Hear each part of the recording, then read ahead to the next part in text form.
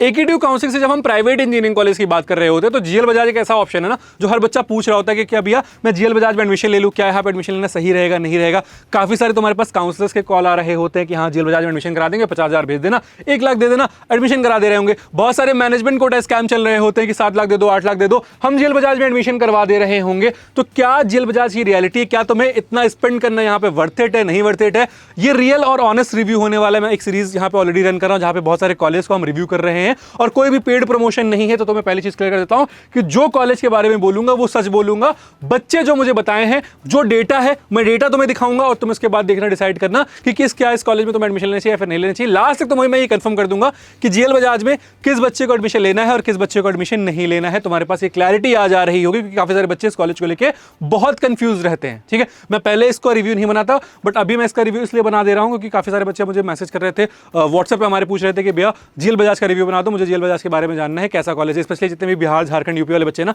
ये बहुत ज्यादा इस कॉलेज के पीछे परेशान रहते हैं, पड़े रहते हैं। क्योंकि देखो यार होता क्या है ना, अब हुआ क्या है आपकी कि काइट काउंसलिंग से बाहर हो गया है। ठीक है, कि आईटी जो तुम्हारा होता था ये अब काउंसलिंग से बाहर हो गया है, इसकी फीस इंक्रीज हो गई है, तो जीएल बजाज की डिमांड अपने आप बढ़ गई है।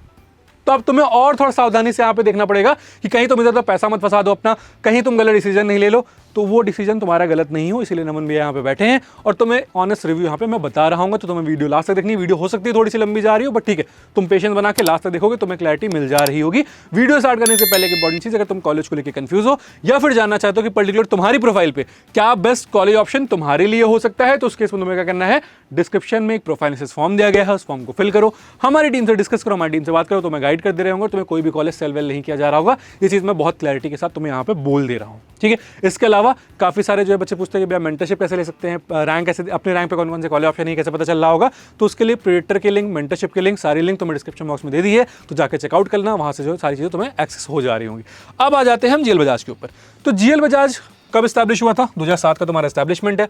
Location greater Noida and Mathura. अब इसके 2 कैंपस है। ठीक है, एक तुम्हारा ग्रेटर नोएडा में है, एक तुम्हारा मथुरा में है। ठीक, मैं मथुरा वाले कैंपस को सीधा नो बोलता हूं कि नहीं भैया हमें चाहिए ही नहीं, छोड़ दो, लेंगे ही नहीं हम एडमिशन। मथुरा वाले कैंपस में हम कभी भी एडमिशन नहीं ले रहे होंगे। अब बहुत बार क्या होता है, एक काउंसलर तुम्हें कॉल करेगा, बोलेगा 1 लाख दे दो मैं तुम्हारे जीएल बजाज में करवा दूंगा, तुम्हारा रैंक 10 लाख है, 11 लाख है, तब भी तुम बोलोगे वाह बहुत अच्छी बात है, मैं 1 लाख दे दूंगा, आप करवा दो मेरा। अब वो क्या करेगा कि तुमसे जीएल बजाज का बोलेगा, लास्ट में वो तुम्हारा जो काउंसलिंग के थ्रू ही तुम्हारा करेगा। और AKTU में काउंसलिंग में जीएल बजाज ग्रेटर नोएडा और जीएल बजाज मथुरा दोनों को ऑप्शन आता है। वो तुम्हारी काउंसलिंग में जीएल बजाज मथुरा को पहले फिल कर दे रहा होगा और तुम्हें जीएल बजाज मथुरा अलॉट करवा दे रहा होगा और बोलेगा कि देखो मैंने तुम्हारा जीएल बजाज में एडमिशन करवा दिया, क्योंकि क्लासेस यहाँ पे चलेंगे, एग्जाम यहाँ से होगा, डिग्री यहाँ से मिलेगी, वो सब तुम्हें कहानी पढ़ा देंगे और तुम्हें जीएल बजाज मथुरा वाले कैंपस पे भेज देंगे। तो इस सब झांसे में नहीं पढ़ना है, हमें क्या करना है, मथुरा वाला कैंपस लेना ही नहीं है। ठीक है, हम सिर्फ और सिर्फ ग्रेटर नोएडा वाला कैंपस देख रहे होंगे। ठीक, अब इसके बाद एग्जाम एक्सेप्टेंस, जेईई मेंस और AKTU की काउंसलिंग से तुम्हारे यहाँ पे एडमिशन होता है। 85% ऑफ द सीट जो तुम्हारी हैं वो AKTU UPTU की काउंसलिंग से फिल हो रही होती हैं और 15% सीट तुम्हारी यहाँ पे मैनेजमेंट कोटा से फिल हो रही होती है। ठीक है, मैनेजमेंट कोटा से फिल हो रही होती है। मैनेजमेंट कोटा चलता है इस कॉलेज में, इसका प्रोसेस होता है, फॉर्म रिलीज होता है, फॉर्म तुम्हें फिल करना होता है, कॉलेज के थ्रू ही मैनेजमेंट कोटा हो रहा होता है। इधर उधर अपना दिमाग मत लगाना वरना तुम ही फंस के रह जाओगे। ठीक है, एक्रेडिटेशन की बात करेंगे तो AICTE अप्रूव्ड है, NBA अप्रूव्ड है, सारी ब्रांच NBA अप्रूव्ड नहीं है, कुछ ही ब्रांच है जो NBA अप्रूव्ड है। अब सवाल ये आता है कि भैया ये NBA किस बला का नाम है, NBA अप्रूवेशन क्या होता है? NBA का मतलब ये है कि एक मिनिमम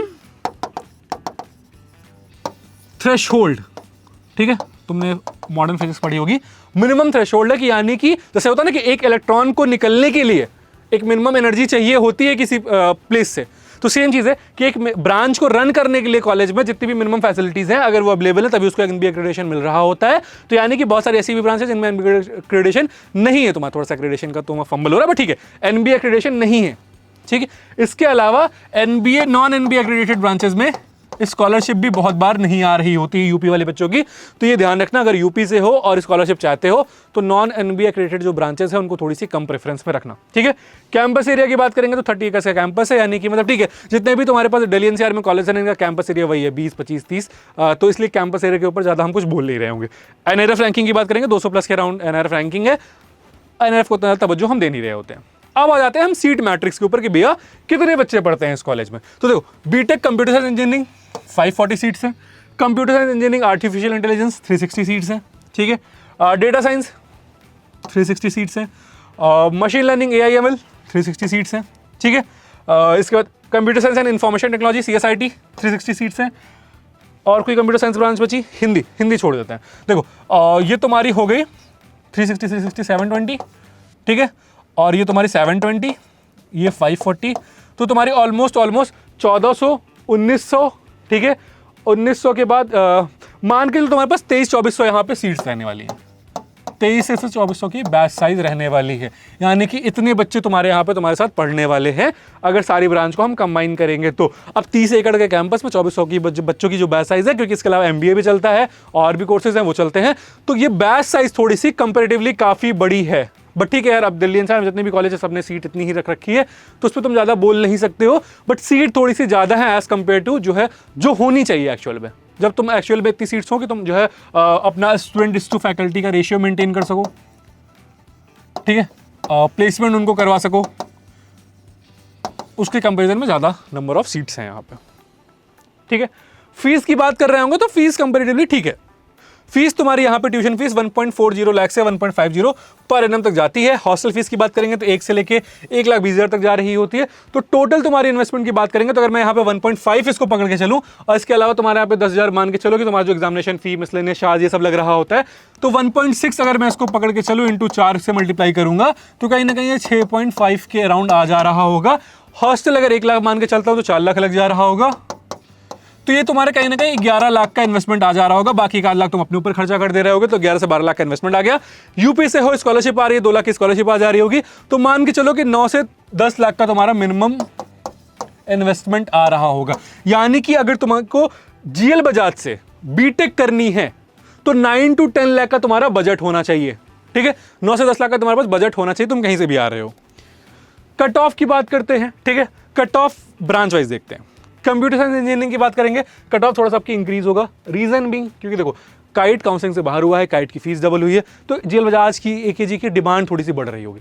तो CSE कोर अगर तुम्हें चाहिए तो अंदर 2 लाख रैंक तक लेके आनी पड़ेगी, ठीक है। 2 लाख रैंक तक जा रहा होगा। Artificial intelligence, data science, machine learning, ये 3 ब्रांच तुम्हें 3-3.25 लाख रैंक तक मिल जाएंगी, ठीक है। इलेक्ट्रिकल इलेक्ट्रॉनिक्स ये तो तुम्हें मिल जाएगी, कितनी भी रैंक आई हो। इलेक्ट्रॉनिक्स कम्युनिकेशन 8 से 9 लाख रैंक तक मिल जा रही होगी, 10 पे भी मिल जाएगी। Computer science information technology same, ये 3.25 तक तुम्हें मिल जा रहा होगा, ठीक है। और मैकेनिकल इंजीनियरिंग कितनी भी रैंक पे मिल जाएगी, कंप्यूटर साइंस हिंदी कितनी भी रैंक पे मिल जाएगी। तुम बस एग्जाम देके आए हो तब भी तुम्हारा मैकेनिकल और कंप्यूटर साइंस हिंदी यहाँ पे एडमिशन हो जा रहा होगा, क्योंकि इन 2 ब्रांच को बच्चे पूछ नहीं रहे होते हैं। और मैकेनिकल वगैरह को मैं बोलता हूँ मैकेनिकल हुआ, इलेक्ट्रिकल हुआ, यहाँ पे एडमिशन मत लेना, इससे बेटर ऑप्शन देख लो यार, तुम्हारे पास बहुत बेटर ऑप्शन अवेलेबल होंगे, उनको थोड़ी सी प्रेफरेंस दे दो, क्योंकि यहाँ पे तुम्हारा कुछ होने वाला नहीं है। बाकी डिटेल में कट ऑफ जानना है तो मैंने प्रोजेक्टर की लिंक डिस्क्रिप्शन बॉक्स में दे दी है, जाओ उस पर जाकर चेकआउट करो, अपनी रैंक एंटर करना और तुम्हें सारे कट ऑफ दिख जा रहे होंगे। हर कॉलेज का कट ऑफ वहाँ पे दिख जाएगा कि तुम्हें किस रैंक पे कौन सा कॉलेज AKTU में मिल रहा है, MPDT में मिल रहा है, XYZ किसी भी काउंसिल में मिल रहा है, वो तुम्हें वहाँ से पता चल जा रहा होगा, ठीक है। तो ये तुम्हारा कट ऑफ रहने वाले, यानी कि अगर तुम जनरल कैटेगरी से हो, EWS से हो, OBC से, तो अगर तुम्हारे 3 लाख के अंदर रैंक आई है तो GL बजाज में तुम्हारे पास चांस है कि तुम्हारा एडमिशन हो जा रहा होगा। प्लेसमेंट की बात कर रहे होंगे, अभी इन नंबर्स को देख के ना बहुत फैसिनेट मत होना, अभी रियलिटी बताऊंगा, अभी दिखाऊंगा कैसे नंबर्स दिखाते हैं बट उसके पीछे की रियलिटी क्या होती है, ठीक है। Placement highlight, highest package 58 lakh का गया हुआ है, मीशो ने दिया हुआ है, ठीक है। इसके अलावा एक MU सिग्मा करके एक कंपनी थी जिसने 7-8 बच्चों को 40 के राउंड का पैकेज दिया हुआ है, ठीक है। तो ये एक नंबर है तुम्हारा। एवरेज पैकेज की बात करेंगे तो 7.35 का तुम्हें यहाँ पे एवरेज दिखा रहा है। टॉप रिक्रूटर की बात करेंगे तो पैलो एल्टो हो गया, ठीक है, सर्विस नाउ हो गया, ऑटोडेस्क हो गया, ठीक है, वॉलमार्ट हो गया, इसका तुम्हारे पास एसेंचर होगी, केपजेमिनी होगी। नंबर ऑफ रिक्रूटर की बात करेंगे तो 600 प्लस तुम्हारे यहाँ पे नंबर ऑफ रिक्रूटर हैं, ठीक है। प्लेसमेंट्स पर जाते हैं। अब ये वो डेटा है जो GL बजाज ने NRF को सबमिट किया है 2026 की रैंकिंग के लिए, ठीक है। ये डेटा मैं कहीं अपने आप से नहीं लेके आया हूँ, ये डेटा वहाँ पे है। कुछ साल प्रीवियस ईयर की प्लेसमेंट की बात करते हैं, 22 से 23 896 बच्चे थे, 790 बच्चों प्लेस्ड हो गए। मीडियम सैलरी की बात करेंगे तो 5 लाख थी। Number of student opted for higher studies 21, तो ऑलमोस्ट 70 ऐसे बच्चे थे जिनकी प्लेसमेंट नहीं हुई है, ठीक है। 70 ऐसे बच्चे थे जिनकी प्लेसमेंट नहीं हुई थी, बहुत बड़ा नंबर नहीं है 70 है, क्योंकि देखो कॉलेज में ऐसा होगा कि बच्चों की प्लेसमेंट नहीं होगी, तो ये भी मान के चलो कि 9 से 10 लाख रुपए तुम स्पेंड कर रहे होगे बट प्लेसमेंट तुम्हारी नहीं हो रही होगी, ठीक है। 2023 से 2024 965 स्टूडेंट 853, 4.5 1256 स्टूडेंट 2024-2025 एक 1122 का जो है प्लेसमेंट हुआ है, मीडियन सैलरी 4.5 की है और नंबर ऑफ हायर स्टूडेंट 28, ठीक है। यानी कि यहाँ पे भी ऑलमोस्ट 100 बच्चे ऐसे हैं जिनकी प्लेसमेंट नहीं हुई, बट ठीक है हम मान लेते हैं और भी यूजी कोर्सेज रहे होंगे 4 ईयर वाले, बच्चों की प्लेसमेंट नहीं, चलो ठीक है हटा देते हैं यहाँ से। 100 बच्चे बड़ा नंबर है, बट हम अब क्या ही कर सकते हैं यहाँ पे, ठीक है। बट प्लेसमेंट यहाँ पे जो तुम्हारी मीडियन है वो 4.5, ये नंबर याद रखना, मीडियन प्लेसमेंट 4.5 की है, ठीक है। प्लेसमेंट, अब मैं आप यहाँ पर सही में बात करेंगे कि क्या एग्जैक्ट प्लेसमेंट हो रही होती है। एवरेज पैकेज 7.35 LPA, बट जब मैंने डेटा निकाला ना, जो तो मैं बता रहा हूँ 4.5 का मतलब ये होता है कि मान लो 1000 बच्चों की बैच साइज है, तो 500 बच्चों की प्लेसमेंट 4.5 से कम हो रही है, 500 बच्चों की 4.5 से ज़्यादा हो रही है, ठीक है। अब मोस्टली जो बच्चे थे उनकी प्लेसमेंट 4.5 से कम थी, मतलब आधे बच्चों की प्लेसमेंट 4.5 से कम हो गई, ठीक है। अब जो 500 बच्चे यहाँ पे तुम्हारी प्लेसमेंट हो गई, इसमें से भी 10 लाख के अंदर ही 80-90% ऑफ द बच्चे थे, ठीक है। 80-90% ऑफ द बच्चे इसके अंदर ही थे। तो मतलब तुम्हें समझ में आ रहा है कि तुम 9-10 लाख रुपए स्पेंड कर रहे हो, बट 4.5 प्लेसमेंट लेने के लिए भी तुम्हें मेहनत करनी पड़ रही होगी, रगड़ना पड़ रहा होगा, तभी तुम्हारी 4.5 वाली भी प्लेसमेंट होगी, वरना 3.5, 3.75 इस वाले पे ही पैकेज पे तुम अपने कैरियर स्टार्ट कर रहे होगे, ठीक है। आज से 4 साल बाद भी, क्योंकि प्लेसमेंट यही रहने वाली है। तुमने देखो लास्ट ईयर का डेटा देख लो, अब देखो लास्ट कुछ साल का जो डेटा देखो, पिछले 22 से तुम्हें डेटा दिखा रहा हूं, 4.5, 4.5, यानी कि ये पैकेज कभी चेंज नहीं हो रहा होता है, ठीक है। ये पैकेज कभी भी तुम्हारा चेंज नहीं हो रहा होता है। तो तुम्हें इस चीज का ध्यान रखना है कि जो आज से 4 साल बाद ही तुम्हारा यही प्लेसमेंट लग रहा होगा 4.55, तो ये चीज़ तुम्हें कि अगर कॉलेज जा रहे हो 4 साल तो खुद की स्किल्स पे काम कर लेना, ठीक है। इंडस्ट्री के लिए रेडी हो जाना, AI जितना भी आ रहा है इसको थोड़ा सा मतलब सीख लेना, कैसे चलाते हैं, कैसे यूज़ करते हैं, कैसे इंप्लीमेंटेशन करते हैं। स्टार्टअप्स ज्वाइन करके इंटर्नशिप कर लेना, ठीक, सिंपल चीज़ है। स्टार्टअप ज्वाइन करो, इंटर्नशिप करो, जितनी ज़्यादा इंटर्नशिप करोगे उतना ज़्यादा एक्सपीरियंस आ रहा होगा, जितना ज़्यादा यूट्यूब चैनल सर्च करोगे, जितना ज़्यादा यूट्यूब पे कंटेंट देख रहे होगे इससे रिलेटेड, उतनी ज़्यादा तुम्हारी स्किल्स बूस्ट हो रही होंगी, ठीक है। तो सही तरीके से सब चीज़ का यूज़ करो, अपनी स्किल्स पे वर्क करना ये बहुत इंपॉर्टेंट है, ठीक है। बच्चों ने मुझे वही क्लेम किया है कि भैया 4.5 का ही एवरेज पैकेज यहाँ पे भी मुझे मिल रहा होता है। तो बच्चों का कहना है कि भैया 4.5 से लेकर 5 तक का यहाँ पे एवरेज पैकेज हमें देखने को मिल जा रहा होता है। हाईएस्ट पैकेज 58 लाख तुम्हारा मीशो पे गया हुआ है, ठीक है। मीडियन पैकेज 4.5 लाख जो यहाँ पे क्लेम हो रहा होता है, ठीक है। टॉप रिक्रूटर में तुम्हें बता दिए कौन कौन से हैं। अब सिंपल सी चीज़ है कि तुम यहाँ पे हम इन जनरल देखो, हाईएस्ट पैकेज टॉप क्लास के मतलब 1-2 बच्चों को मिल रहा होगा, 40 लाख का पैकेज 5-6 बच्चों को मिल जा रहा होगा, ठीक है। 30 लाख प्लस का पैकेज 7-8 लड़कों को मिल जा रहा होगा, 15 लाख के ऊपर का पैकेज 7-8 लड़कों को मिल जा रहा होगा। यानी कि 10 लाख से ऊपर मान के चलता हूँ मैं, चलो 100 लोग हैं, 10 लाख से ऊपर 100 लोग हैं, बट इतने लोग होते भी नहीं है। अभी मैं डिटेल में तुम्हें प्लेसमेंट का पूरा शीट भी दिखा दूंगा बाद में, ठीक है। 100 बच्चे होंगे। अब मेरे पास अगर 800 बच्चे की बैच साइज है, तो अभी तो क्या है कि अभी चलो ये पुराने बच्चे हैं जिन तब उस टाइम पर उतनी सीट्स नहीं थी, अब तो तुम्हारी सीट्स भी ऑलमोस्ट 3 टाइम हो गई हैं। पहले 800-900 बच्चे थे तो ये प्लेसमेंट का हाल था, अब जब 2400 बच्चे हो जाएंगे तो क्या ही प्लेसमेंट का हाल होगा फिर। अभी तो सिर्फ 900 बच्चों को प्लेस करवाना था तो ये हाल है, अब जब तुम्हें 4 साल बाद 2400 बच्चों की प्लेसमेंट करवानी होगी तो फिर क्या हाल होगा वो 4 साल बाद पता चल जाएगा। कॉम्पिटिशन बढ़ेगा ही, कम नहीं होगा। तो तुम्हें क्या करना है कि तुम्हें अपनी बैच के टॉप 10% में रहना है, टॉप 20% में रहना है, तभी तुम्हारी प्लेसमेंट अच्छी हो पा रही होगी। तो तुम ये मान के चलो कि तुम्हें कहीं ना कहीं टॉप 200 में रहना है अगर तुम्हें प्लेसमेंट चाहिए तो, अच्छी प्लेसमेंट चाहिए तो, 10 लाख के ऊपर वाली प्लेसमेंट चाहिए तो। नहीं तो 4-4.5 की तो मिल ही जाएगी, 4-4.5 वाला तो तुम्हें एसेंचर वगैरह, कैपजेमिनी वगैरह कर ही लोगे कहीं ना कहीं से और वो भर के लेके चले जाएंगे, ठीक है। तो प्लेसमेंट की रियलिटी ये रहने वाली है। प्लस इनका जो रूल है कि 1 student 1 offer is our placement policy, ये इनकी प्लेसमेंट पॉलिसी है कि एक बच्चे को एक ऑफर मिल रहा होगा। Placed CSIT student can appear for product-based companies with higher package as dream status company, ठीक है। Once the student is placed with a product core-based company, he or she will not be allowed to appear in any other company। यानी कि आप service-based company में हो तो आप product-based company के लिए बैठ सकते हो अगर वो हायर पैकेज ऑफर कर रही है, और एक बार अगर आपकी प्रोडक्ट-बेस्ड कंपनी में प्लेसमेंट हो गई तो आप फिर किसी और कंपनी के मतलब जो है तुम्हारा हायरिंग प्रोसेस होता है उसमें नहीं बैठ पा रहे होगे, ठीक है। Student from core branches placed in software companies will be allowed to appear in core companies. यानी कि अगर तुम मैकेनिकल ब्रांच से हो, इलेक्ट्रिकल से हो और तुम्हारी जो प्लेसमेंट हुई है वो CS वाली फील्ड में हुई है, तो तुम जो है अपनी कोर कंपनीज के लिए बैठने पाए जा रहे होगे।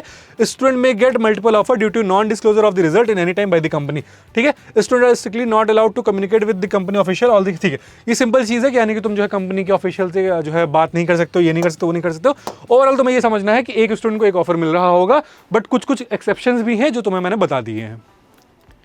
अब बात करते हैं कि भैया मुझे क्या क्या फैसिलिटीज़ मिल जा रही होंगी। तो फैसिलिटीज़ में तुम्हें लैब लाइब्रेरीज मिल जा रही होती हैं, क्लब्स एक्स्ट्रा करिकुलर एक्टिविटीज़ वगैरह हो रही होती है, ओवरऑल पर्सनैलिटी डेवलपमेंट अपॉर्चुनिटी तुम्हारे पास यहाँ पे मिल रही होती है। अब तुम बहुत बड़े कॉलेज वाले एक्सपेक्ट कर रहे होगे तो वो नहीं मिलेगा, बट ठीक ठाक मिल जाती है। बहुत सारे एक्टर्स वगैरह आ जा रहे होते हैं, फेस्ट वगैरह हो रहा होता है ठीक ठाक, तो तुम्हें वो सारी चीज़ें मिल जाएंगी यहाँ पे। फुल्ली वाईफाई इनेबल्ड कैंपस है, फेस्ट, हैकाथॉन्स, कोडिंग कंपटीशन, ये सब चीज़ें रहती हैं। स्पोर्ट्स फैसिलिटीज़ हैं, हॉस्टल फैसिलिटीज़ थोड़ी सी बच्चे कंप्लेन कर रहे होते हैं, और ओवरऑल तुम्हें ये सारी चीज़ें मिल जा रही हैं इस कॉलेज में। कॉन्स की बात कर लेते हैं कि भैया क्या निगेटिव है इस कॉलेज के बारे में। Faculty is not that advance. अब no disrespect to faculty, but यहाँ पे तुम्हें वो IIT NIT IIIT वाली फैकल्टीज नहीं मिल रही होंगी, ठीक है, या फिर टॉप प्राइवेट कॉलेज वाली फैकल्टीज नहीं मिल रही होंगी। तो ये चीज़ मान के चलना, मोस्टली यहाँ पे वो फैकल्टीज है जो कहीं ना कहीं AKTU की कॉलेज से ही PhD वगैरह कर रही है, चौधरी चरण सिंह यूनिवर्सिटी से कर रहा है, कोई काइट से कर रहा है, कोई XYZ कहीं से भी कर रहा है, अपनी PhD वगैरह वहीं से कंप्लीट किया हुआ है। तो तुम्हें एक एडवांस जो फैकल्टीज होती है ना, कि जो मुझे सच में मेरे यार जो स्किल्स हैं खराब, ठीक है, मुझे वो सिखा सके, या फिर जो इंडस्ट्री डिमांड कर रही है वो सिखा सके, तो वो वाली फैकल्टीज नहीं मिल रही होंगी। इसलिए मैं बार बार प्रेशर कर रहा हूँ कि तुम किसी भी Tier 3 Tier 4 कॉलेज में जा रहे होगे, पढ़ना सीखना तुम्हें खुद से पड़ेगा, ठीक है। तो ये वाली प्रॉब्लम यहाँ पे रहने वाली है। मैनेजमेंट कोटा स्कैम मैंने तुम्हें बता ही दिया है किस तरीके से हो रहा होता है। ड्रेस लग रहा होता है तो ड्रेस एक कोड एक तुम्हारी प्रॉब्लम है कि यार कॉलेज में भी आ गया हूँ तो भी मैं ड्रेस पहन के जा रहा हूँ। इसके अलावा हेक्टिक शेड्यूल रहता है बच्चों का, एंड अटेंडेंस 75% यहाँ पे मैंडेटरी रह रही होती है। तो इस चीज़ का एक बच्चों को प्रॉब्लम देखने को मिल रही होती है। लैकिंग इंफ्रा है, पुराना इंफ्रास्ट्रक्चर है, मतलब बहुत ज़्यादा एडवांस इंफ्रा नहीं है, ठीक ठाक है। अगर इंफ्रा को हम रेट कर रहे होंगे तो 6 रेट कर रहे होंगे आउट ऑफ 10, तो वो वाला इंफ्रा है। कोर ब्रांच में प्लेसमेंट नहीं हो रही होती है, इलेक्ट्रिकल मैकेनिकल इन सब में प्लेसमेंट बहुत ज़्यादा नहीं होगी। मैं बोलूँगा कि कोई और कॉलेज ऑप्शन प्रेफर कर लेना, इनको मतलब इसमें एडमिशन मत लेना अगर तुम्हें कोर ब्रांच में एडमिशन लेना है तो। ये तुम्हारे डिटेल में मैंने जीएल बजाज को रिव्यू कर दिया है। इसके अलावा कोई और चीज़ जानना है तो कमेंट सेक्शन में पूछ सकते हो। किसी और कॉलेज का रिव्यू चाहिए तो कमेंट सेक्शन में बता देना। अब यहाँ पे किसको एडमिशन लेना चाहिए, अब तुम्हारा बजट ही 10 लाख तक है, ठीक है, और तुम्हारी रैंक 2 लाख से ज़्यादा आ रही है, 2 से 5 लाख के बीच आ रही है, ठीक है, तुम्हारा बजट 10 लाख तक का ही है, तुम और कोई मतलब बजट से ज़्यादा इंक्रीज नहीं कर सकते हो, प्राइवेट कॉलेज कंफर्टेबल हो, ठीक है, तो उस केस में तुम जीएल बजाज का ऑप्शन रख सकते हो। बट अगर तुम्हारा बजट है तो तुम और ऑप्शन एक्सप्लोर करो, तुम्हारी प्रोफाइल पे और भी अच्छे ऑप्शन हो सकते हैं, ठीक है। AKG मिल रहा है तो AKG को प्रेफर कर सकते हो। अब देखो एक डाउट रहता है बच्चों का, भैया GL लूँ या AKG लूँ। मैं बोलूँगा AKG लूँ, क्योंकि एज एकेडमिक वाइज AKG थोड़ा सा बेटर है एज कम्पेयर टू GL।